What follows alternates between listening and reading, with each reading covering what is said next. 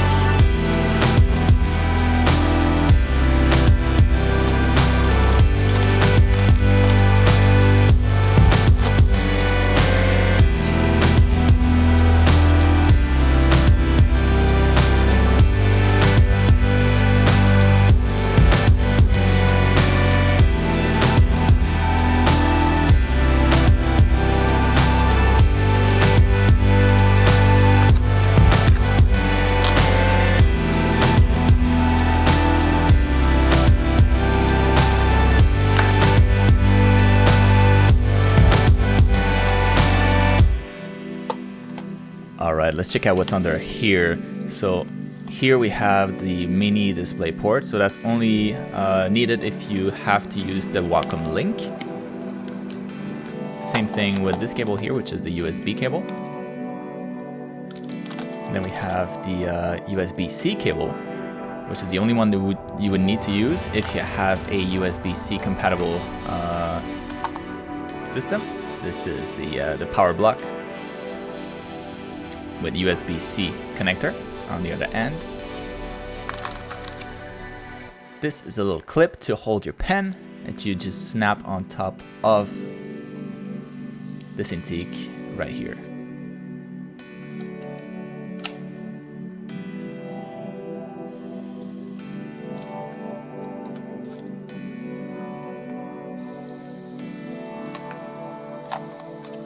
Here we have the actual Wacom link with USB-C connector here, USB-C port, and on the other side USB and mini display port. Here is the new Wacom stand. So all the Chinese knockoffs have been kind of copying Wacom for a couple years now, so they decided to go with a new look, which actually looks pretty nice. And here's just the little rings to customize your Pro Pen 2.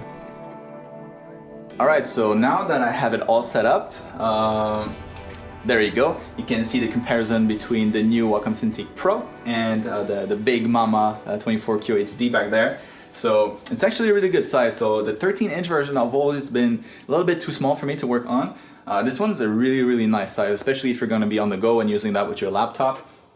A couple notes about my setup here, because it didn't work out of the box, so I had to do some tricks here and there to make it work. So probably important that I mention those.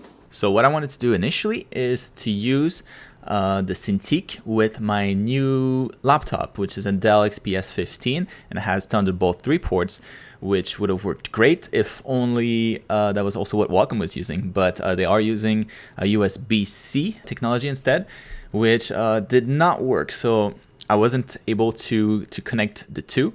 So instead, I decided to go and plug it directly into my workstation. But that meant that I would have to use the Wacom link right here, which is unfortunate because it's supposed to only support half the resolution. So you're not supposed to be able to get 4K with this. But so yeah, I was a little bit bummed. So anyways, I decided to try it and plug it into my workstation. The only problem was that I didn't have a mini display port on my video card on my workstation, so I had to get a cable for that. So a cable that I got is a mini display port to display port, and I was able to connect it with the Wacom link.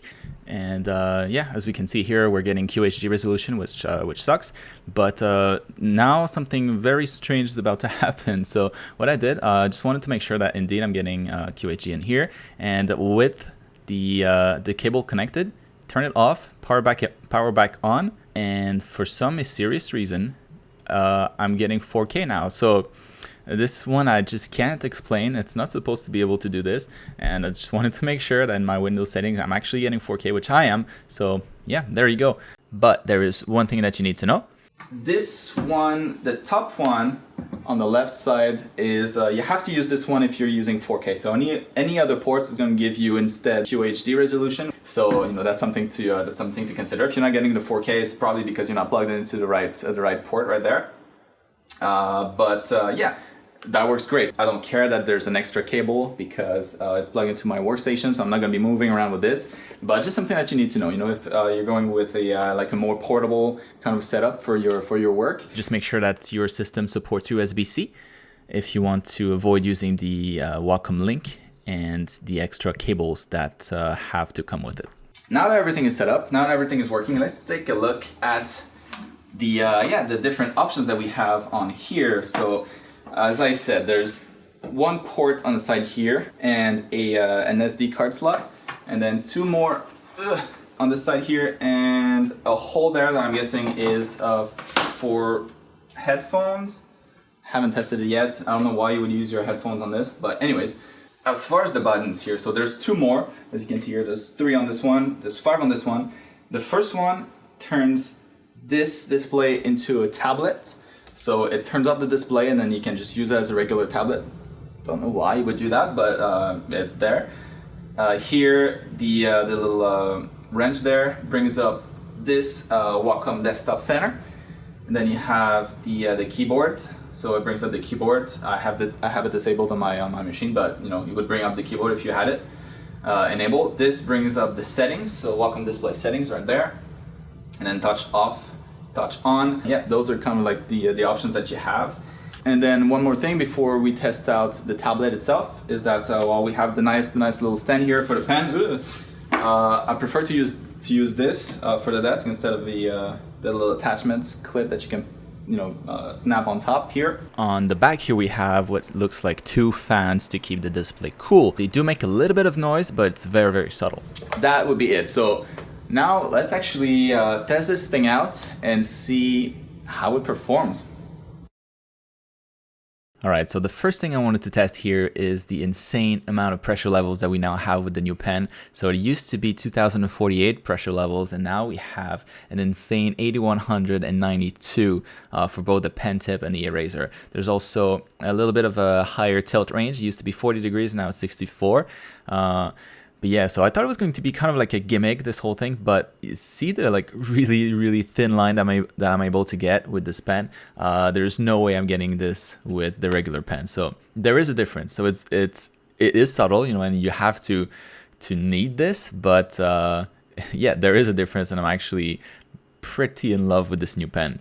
One other thing is, there's always a problem. Some people have always this kind of problem where if you're trying to do a straight line, kind of slowly, it gets a little bit jiggly, so it's not like completely straight line. You probably saw that problem here just a little bit. It's very, very subtle, but it does exist. if you go slow and you try to do a straight line, so it jiggles just a little bit. I know that this is the kind of stuff that can be improved with just drivers, so they'll probably get to fix that. I know they've fixed this in a major way already, so it used to be much worse. Now it's actually pretty good, so it doesn't bother me at all. Another thing with the really thin glass that they introduced here, as you can see, the LCD display is kind of getting pushed on, and you're getting this, you know, those shadows around the pen nibs. But they say there's no parallax effects, so you can see here there's clearly some, right?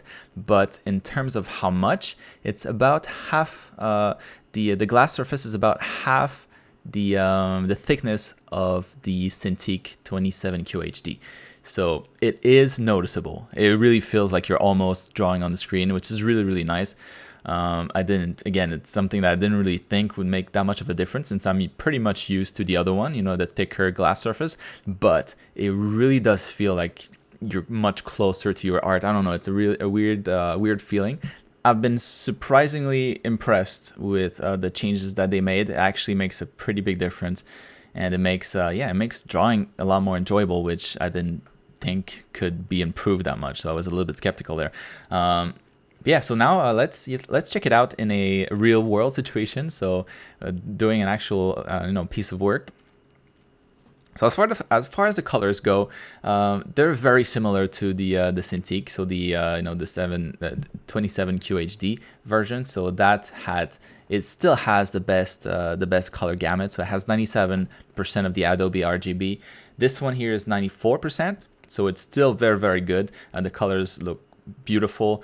And it's especially amazing that you can't see any pixels whatsoever because of the resolution.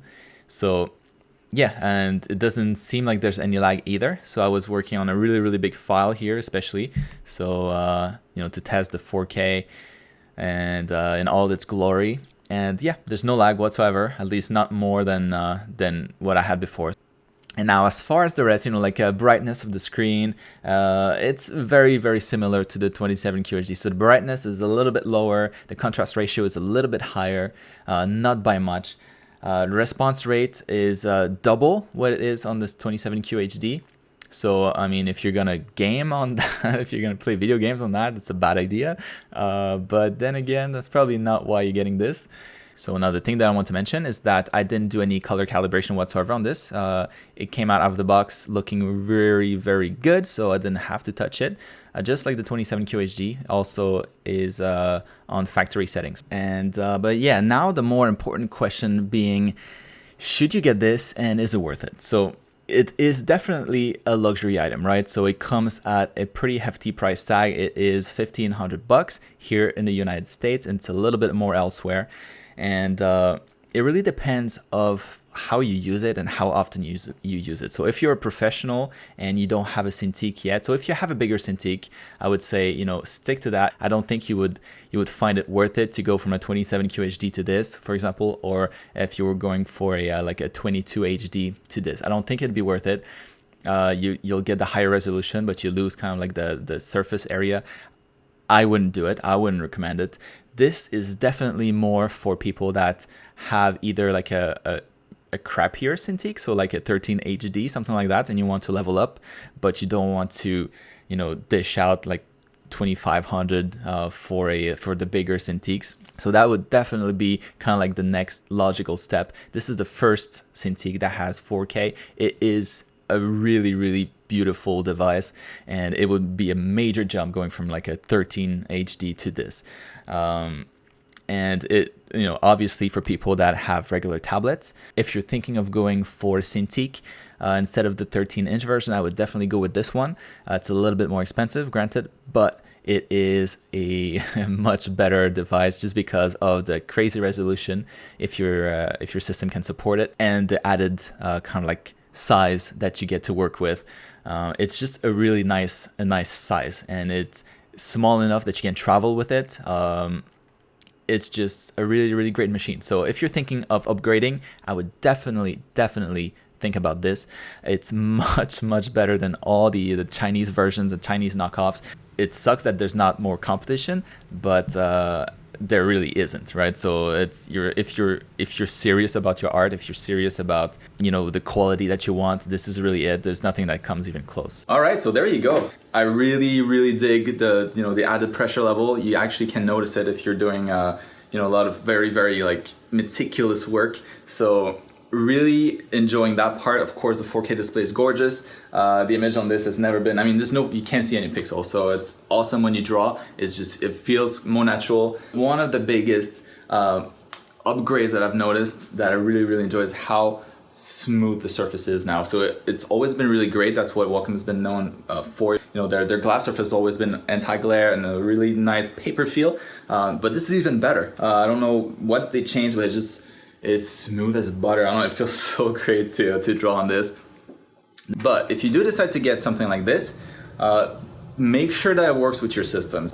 Make sure that you can also get the full 4K resolution if you do decide to get this, because, you know, you're paying for 4K, so make sure that your computer supports it. All right, so that's it. So thanks a lot for watching this review. If you did enjoy it, make sure that you give it a big thumbs up and that you share with your friends that might be interested in learning more about this and how it performs. And yeah, I really do hope that it was helpful. Again, thanks a lot for watching. I'll see you guys next time.